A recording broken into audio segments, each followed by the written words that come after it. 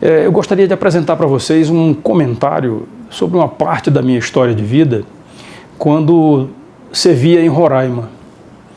Naquela oportunidade, eu comecei a servir em Roraima nos anos de 93 e 94, depois em 2000 e 2001, quando comandei o batalhão, o 7º BIS, e depois voltei em 2007 e 2008 para comandar a 1ª Brigada de Infantaria de Selva. Desde a primeira vez que trabalhei lá, eu passei a ser um estudioso da problemática fundiária do Brasil que envolvia terras indígenas. E essa problemática fundiária, quando começou em 93, 94, eu me especializei nesse assunto, fui servir na Presidência da República sobre as ordens do presidente Fernando Henrique Cardoso e fui assessor militar naquela oportunidade.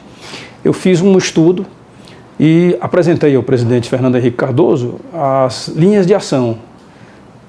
Uma linha de ação, A, B e uma terceira linha de ação, a pedido dele. A primeira linha de ação era que a demarcação da terra indígena Raposa Serra do Sol deveria ser feita em ilhas, como existia sim um projeto, a proposta do então ministro Nelson Jobim, do STF.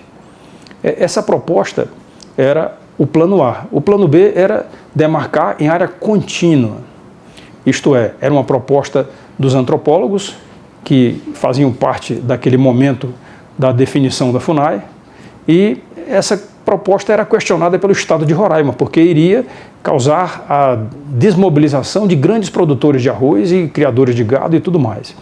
E ao apresentar essas duas linhas de ação, o presidente me perguntou qual era a minha opinião, e eu disse para ele assim: presidente, a minha opinião é que seja o plano A, né, demarcação em ilhas, porque é assim que eles já vivem hoje, perfeitamente integrados, junto com os índios e não índios. Na verdade, os não índios empregavam grande parte dos índios e alguns tinham as suas próprias terras também, criavam o seu gado e tudo mais. Então, viviam de forma, vamos dizer assim, harmônica, procurando desenvolver a região. O que aconteceu? Quando o presidente me perguntou, eu falei que a pior linha de ação era não decidir, que era o plano C, a linha de ação C. Não decidir, e foi o que ele fez. Ele não decidiu e deixou a decisão da demarcação da terra indígena Raposa Serra do Sol para ser feita pelo próximo presidente, que foi o Luiz Inácio Lula da Silva.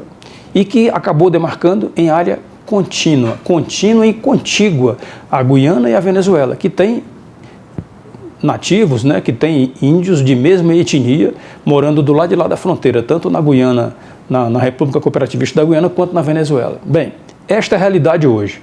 Aquilo dali levou à desmobilização de grandes áreas produtoras de arroz. Os produtores de arroz que foram obrigados a sair lá de dentro da área Raposa Serra do Sol e outros produtores, tinha lá um senhor, seu Joaquim, que era o dono da fazenda do Lago Caracaranã, que tinha nascido lá e já tinha mais de 87 anos, mais ou menos. Ele nasceu naquele local e foi considerado como invasor. Produtores de arroz, como Paulo César Quartiero, como o Nelson Itikawa, enfim, vários outros produtores de arroz e pequenos fazendeiros.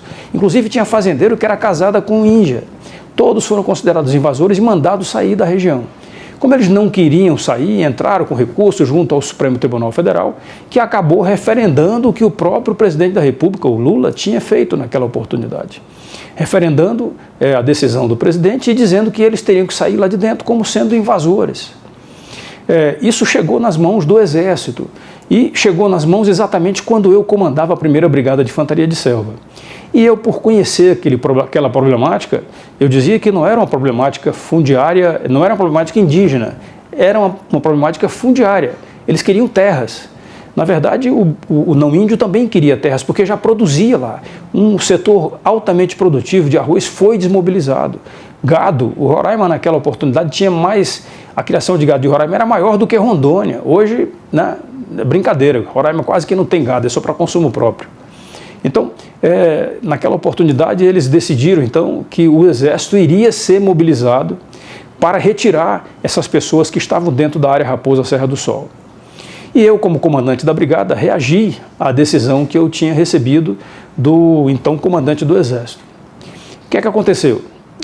Por ter reagido a essa decisão, eu apresentei esses argumentos numa reunião de generais lá no Comando Militar da Amazônia, sob a liderança, né, o comandante militar da Amazônia era o general Heleno. Apresentei e disse para ele assim, olha, essa daqui isso é um absurdo, é um crime que está acontecendo contra a soberania brasileira e até mesmo contra aqueles moradores de lá, vai sepultar o estado de Roraima, vai impedir Roraima de crescer, porque aquela área, sendo área indígena, não poderia ser produzido nada ali. E realmente é o que acontece hoje, não se produz nada lá. Mas vamos voltar ao fato.